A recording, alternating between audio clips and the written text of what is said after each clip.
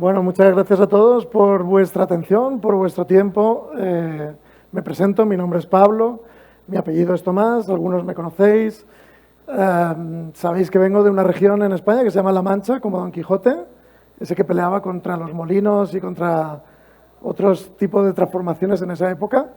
Pero bueno, ya veis que yo soy más bien de la familia de Sancho Panza, entonces... Bien, entonces, ¿hoy qué queremos hacer? Queremos hablar un poquito, ya me han dicho que el tiempo está como restringido, entonces voy a ir un poquito al grano. Queremos cómo dar una charla acerca de liderazgo si no planteamos la agenda como un backlog.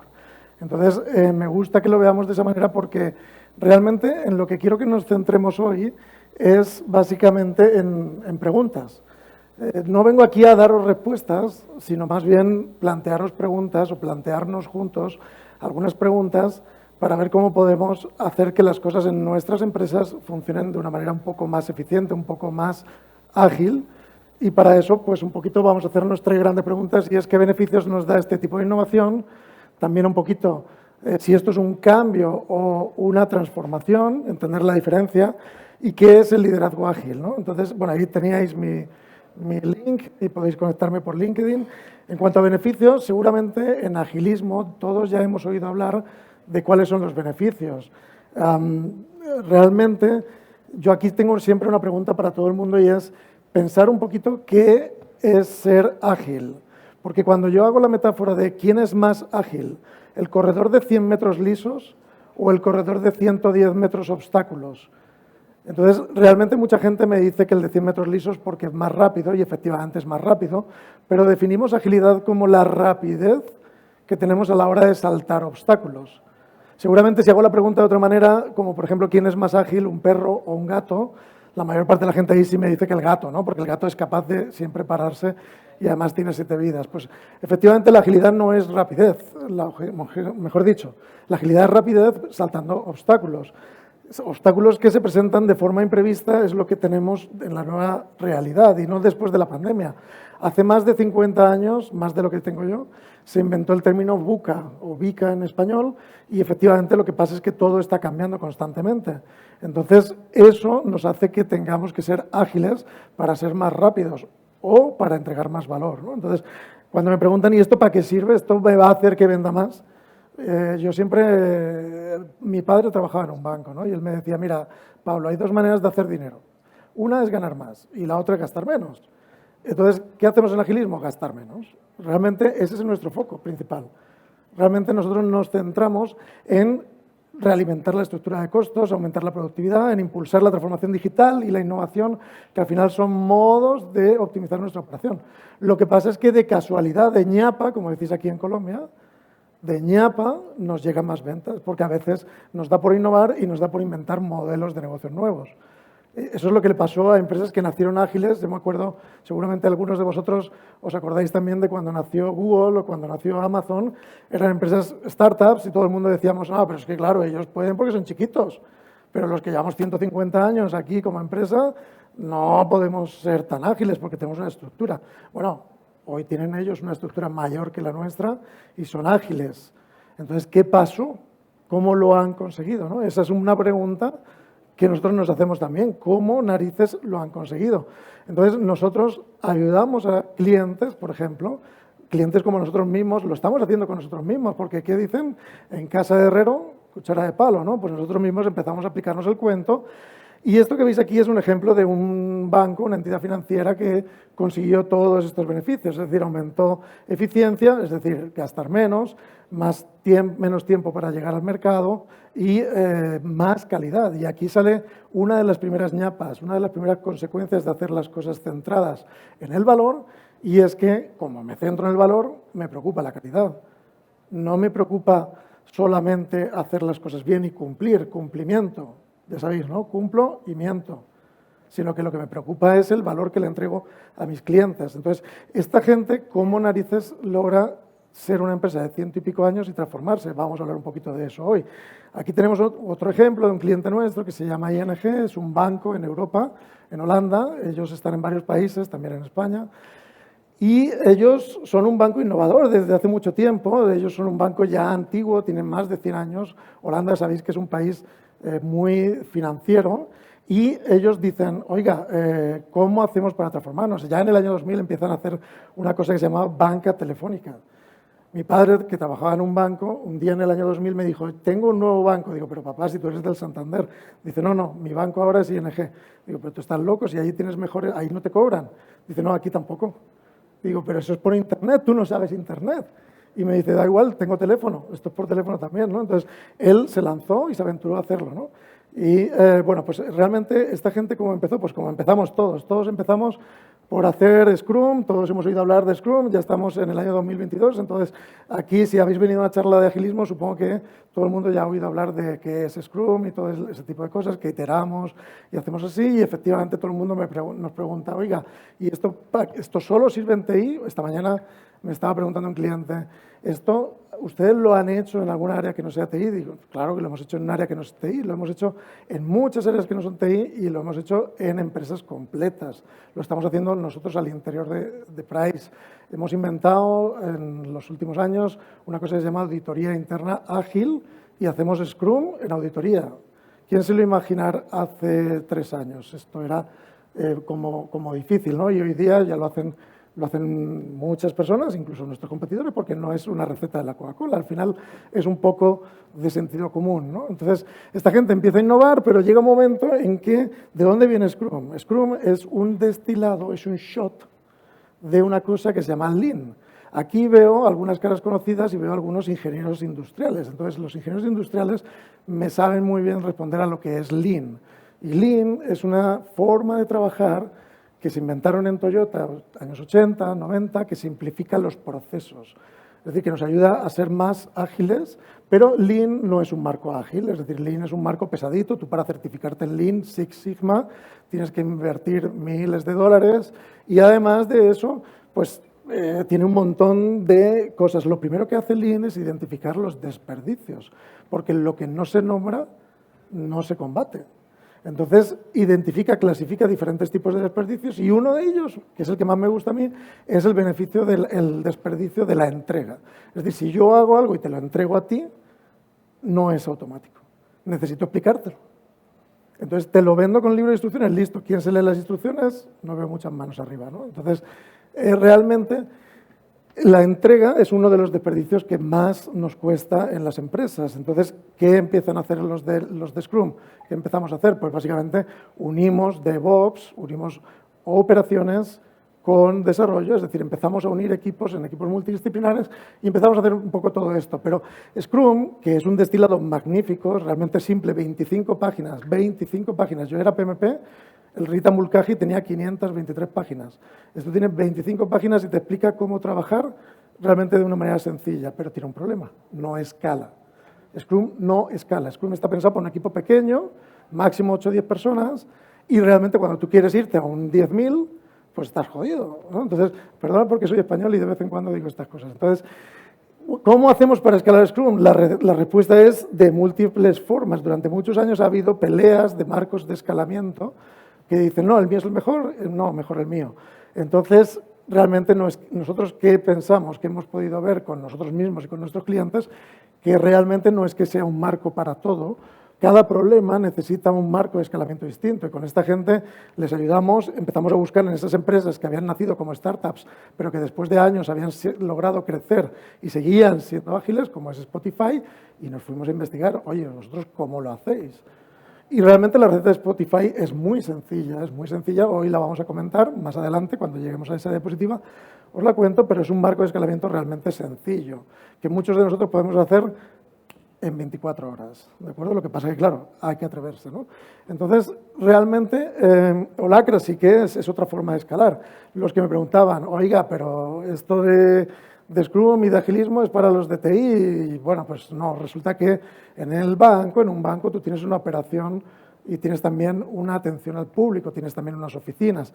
Todo eso lo escalan con otro marco de escalamiento que se llama Holacracy y que sirve pues para escalar en entornos que no son tan multidisciplinares, ¿no? Porque ¿cuál es la clave del éxito aquí? Básicamente que cuando se dice en Scrum que tú tienes que hacer equipos multidisciplinares, los tienes que hacer en función de la misión en la que están, ¿no? Es decir, no puedes decir, oh, pues tengo que hacer un arca de Noé y tengo que meter un animalito de cada clase. No, no, metemos un animalito de las clases que necesitamos para darle, ¿qué? Servicio al cliente. Entonces, más adelante pues empezamos a investigar sobre cómo delegas y pues tienes que delegar. Delegar es fácil, lo difícil es, delegar es fácil, toma la tarea y hazla tú. Realmente eso es fácil, lo difícil es, oiga, pero hazla con calidad y dame resultados, entonces necesito controlarte. El tema del control es que controlamos el proceso. Lo que hacemos con los OKRs es controlar los resultados. Y realmente medimos si se están alcanzando los resultados. Eso es un poquito lo que fue pasando en ING. Y ellos obtuvieron un montón de beneficios. A mí el que más le gusta a mi jefe, obviamente, es este de aquí, el que dice crecimientos en las relaciones primarias. Ellos se convirtieron en el banco, o sea, crecieron 10-15% en clientes primarios, un banco de 150 años, en un entorno a los años 2010, donde las startups, startups financieras, pues como aquí son Neki, David Plata, etcétera, se están comiendo el mercado en Europa y en el mundo entero. Y estos, banco antiguo, crecen. Eso es significativo, ¿no? Y el que más me gusta a mí es el de arriba, el que dice que es el lugar más popular para trabajar en Holanda para los ingenieros. Yo soy ingeniero de sistemas y mi padre trabajaba en un banco y me decía, vente a trabajar conmigo al banco. Y yo, no, papá, yo no voy a trabajar en un banco, yo soy ingeniero, a mí me gusta la innovación, no me fastidies, ¿no? Y resulta que ahora este es un lugar innovador, ¿no? Entonces, ¿cómo lo hacen estos? Pues básicamente hay que tocar un montón de puntos, como la estrategia, empezando por la estrategia. Ellos en el año 2010-12 dicen, ya no somos un banco. Ahora somos una empresa financiera, una empresa tecnológica que presta dinero. Claro, eso hoy es un lugar común, ¿no? Me he transformado, me he reinventado. Con la pandemia ya nos hemos aprendido toda la palabra. Pero es que esto lo hicieron en el 2010. Nadie sabía que iba a haber pandemia, ¿no? En 2010-2012. Y una que es quizás la que más me gusta a mí de todas estas, porque todas las demás las conoce casi todo el mundo, es la de las metas. Es decir, si nos queremos orientar al valor, ¿por qué no le pagamos más a las personas que más aportan a nuestra operación? Ellos se atrevieron a hacer diferentes carreras profesionales, de manera que expertos en algo, en tecnología o en riesgo, en algo, ganen más incluso que el panel directivo, que la junta directiva, que los vicepresidentes, incluso que el presidente. Ellos son capaces de hacerlo eso.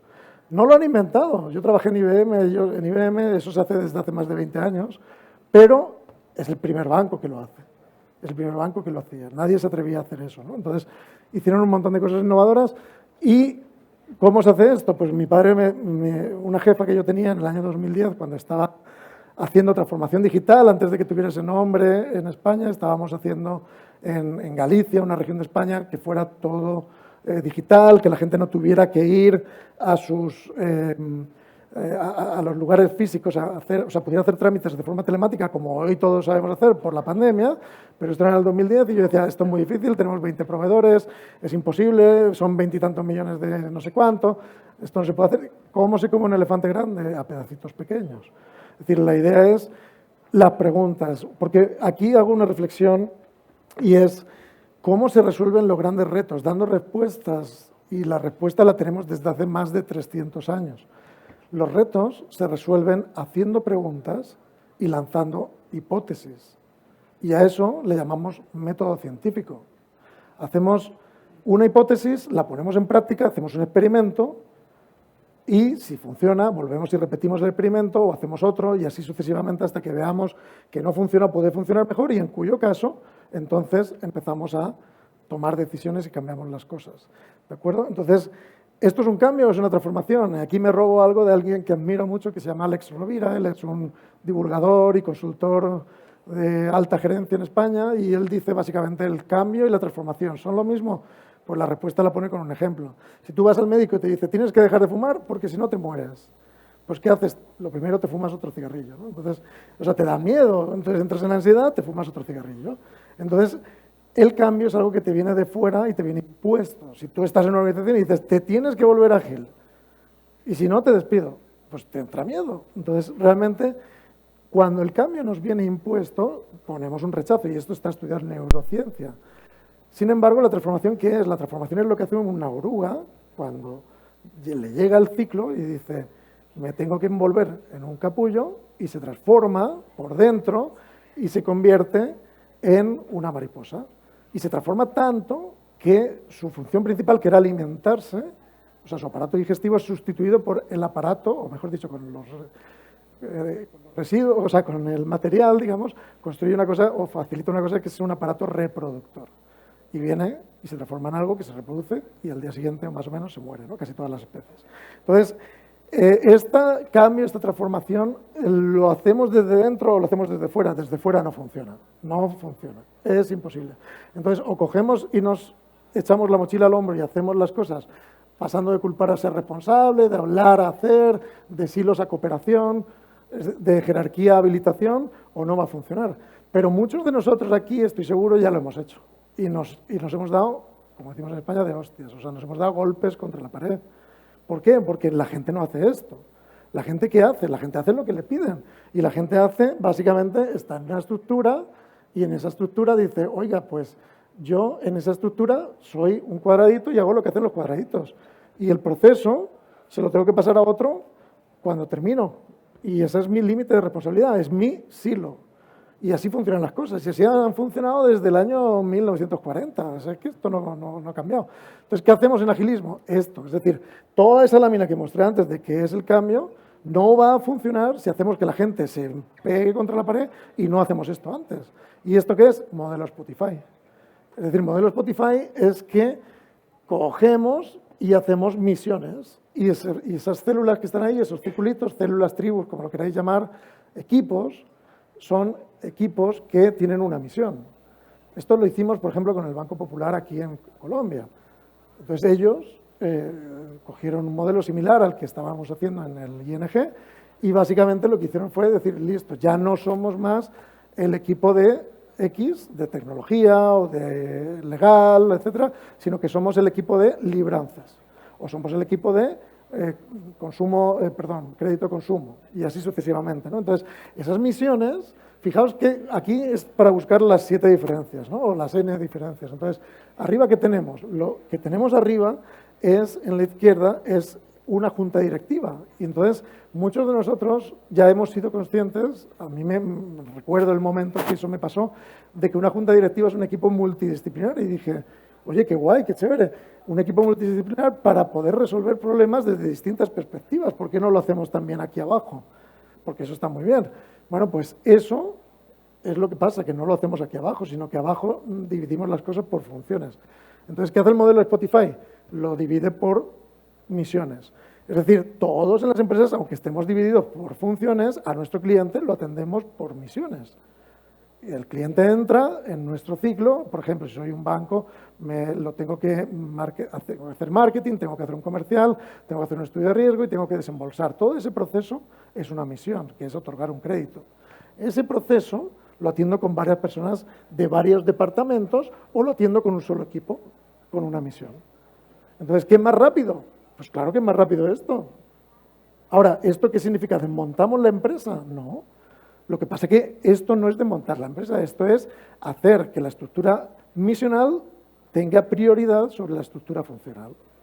Es decir, ¿existe la funcional? Claro que sí. Aquí abajo, uno de estos tíos de la junta directiva es un cuadradito y sigue teniendo línea funcional con los cuadraditos de todos los equipos. Pero su principal misión no es ser cuadradito y no la cagues cuando le des el trabajo a los demás, sino que básicamente su misión es atiende al cliente y atiéndelo bien. Entonces, eso es un poco lo que os mostraba de la parte del modelo Spotify. ¿Esto qué es? Básicamente, no hay modelo de negocio que 100 años dure, todo se va a acabar. Todas las empresas tienen que dedicar una parte de su EBITDA o una parte de sus beneficios a innovar. Y a eso lo llamamos inversión, CAPEX, OPEX, y todos sabemos que funciona, ¿no? Entonces, eso es algo que no podemos dejar de hacer. Y el agilismo no es nuevo en eso. Sencillamente tú puedes gastarte esa inversión en proyectos, en iniciativas o en agilismo, en lo que quieras, pero tienes que hacer algo con eso porque si lo único que haces es explotar, sencillamente la vaca se seca y en un momento dado pues no hay más, ¿no? Entonces, el liderazgo ágil no es un nuevo tipo de liderazgo, sino que mezcla cosas que vienen siendo desarrolladas. El liderazgo ha evolucionado con los años, ahí os dejo eso de referencia, pero básicamente, últimamente lo que tenemos es el liderazgo situacional, liderazgo auténtico, etcétera. ¿Esto qué significa el liderazgo situacional? A mí sí me quiero parar aquí 30 segundos y es, oiga, el liderazgo situacional es que cada persona tiene una situación frente a una tarea. Yo, que no sé hacer una tarea, no quiere decir que sea un inútil total. Es que no sé hacer una tarea, pero las otras 20 las sí, las sé hacer. Ahora, de esa tarea que no sé hacer, ¿tengo ganas de hacerla o no tengo ganas de hacerla? Pues esa misma pregunta que os hacéis vosotros mismos a vosotros, también me la hago yo a mí y también se la hacen nuestros colegas. Entonces, ¿qué hacemos como líderes ante una persona que tiene que hacer una tarea? No es una persona con todo en su vida, no es un inútil, no. Esta persona no sabe hacer esta tarea o esta persona no quiere hacer esta tarea. Obviamente, si la persona sabe y quiere, pues ¿qué hacemos? Le delegamos. Pero acordaros, delegar no es, toma, ahí te lo tiro y tú verás. No, es te apoyo y además de apoyarte, lo que hago es te hago seguimiento. Pero seguimiento de control o seguimiento de resultados. Pues obviamente de resultados, como ya dijimos. Es decir, no te miro el control, tú trabaja como quieras, tienes autonomía, yo te miro los resultados. ¿Listo? Entonces, ¿qué hacemos con alguien que sabe, que no sabe, perdón, pero que tiene ganas? Pues le formamos, le enseñamos o le pagamos a alguien para que le forme y le enseñe, porque no todos sabemos de todo, ¿no? Entonces, a veces pues, nos toca contratar formación y hacemos eso. El problema no es ese, el problema es qué hacemos cuando tenemos una persona que ha trabajado toda la vida de una determinada manera, que sabe hacer las cosas y además muy bien, pero no le da la gana de hacerla de esta manera. ¿O por qué? Porque no le da la gana. Pues básicamente lo que me pasó a mí hace ya unos años, cuando estaba en México, en el Banco Santander, casualmente, la vida da muchas vueltas, yo ahí estaba haciendo un proyecto de sustitución de core bancario y teníamos un core bancario entero que sustituir enorme y era un sistema que controlaba muy bien a una persona, teníamos un equipo de 20, creció a 100 y esa persona tenía que entregar conocimiento y no le daba la gana. Y no le daba la gana y íbamos a sustituir su sistema con el que él había venido trabajando 20 años. ¿Qué creéis que le pasaba? Pues que lo mismo que pensé yo, que le iban a despedir, ¿no? Este tío entrega el conocimiento y a la calle, fuera y ponemos a otro nuevo. Entonces, como creí eso, asumí eso, cometí un error y empecé a decirle, no te preocupes, te vamos a certificar, tú vas a ser el chacho de esto. ¿Y qué pasó? Que no funcionó. ¿Y cómo funcionó? Cuando empezamos a escucharle, oye, ¿a ti qué te pasa? ¿A ti qué te pasa? Pues básicamente que tengo 4 hijos. Y vosotros me diréis, ¿y eso qué tiene que ver con este problema? Pues tiene todo que ver, porque como tenía 4 hijos, quería verlos por la mañana, quería desayunar con ellos, pasar más tiempo, y nosotros estábamos trabajando de 8 a 12 de la noche. Listo, negociamos un acuerdo, buscamos un entendimiento, negociamos un acuerdo, y la idea es que con ese acuerdo, creo que ya me están sacando. No, perdón, ya me tengo que ir. Entonces, con ese acuerdo, pues básicamente lo negociamos a cambio de una compensación. ¿De acuerdo? Nada, solamente comentaros eso, que el liderazgo ágil no es un nuevo tipo de liderazgo. Esta lámina es quizás la que más me gusta a mí. Realmente esta lámina lo que viene a decir es, el cliente es el que manda. Lo que viene a decir, el cliente se le atiende con un equipo multidisciplinar, porque a nadie nos gusta que nos manden de una ventanilla a otra, como cuando somos clientes y ya nos hemos acostumbrado con otras empresas a que eso pase, y que el liderazgo, el mando intermedio, es catalizador, es decir, estamos en procura de conseguir los medios para que nuestra gente trabaje y pueda hacer su equipo con autonomía. Y dije que era la última, pero en realidad la última es esta. Esta lámina lo que nos enseña es qué hacemos con la autonomía y qué hacemos con la alineación. Todos aquí somos líderes y sabemos que tenemos que alinear a nuestros equipos. Los 2 cuadrantes de abajo, todo el mundo sabe que no funciona. Nadie va a trabajar de forma desalineada y no queremos que la gente trabaje de forma desalineada. El problema es las de arriba. ¿Qué hacemos? ¿La alineación alta o la alineación baja? Si la hacemos baja, o si la hacemos alta, mejor dicho, les decimos, tenemos que cruzar el río, construyamos un puente. Y nos perdemos la oportunidad de que salga un pelao y diga, mi primo tiene una barca y puede cruzar personas y sale 100 o 1000 veces más barato cruzar el río. Es decir, no siempre tenemos las respuestas. Lo que tenemos que tener, esta es la reflexión final, es las preguntas y ver cómo las resolvemos una y otra vez con un poco de método, con un poco de iteración. Eso nos lo ha enseñado la ciencia desde hace más de 300 años y en las empresas a veces se nos olvida. Es decir, agilismo no está inventando nada nuevo, sino que lo que está haciendo es implementar el método científico en las empresas. Muchas gracias a todos por vuestra atención.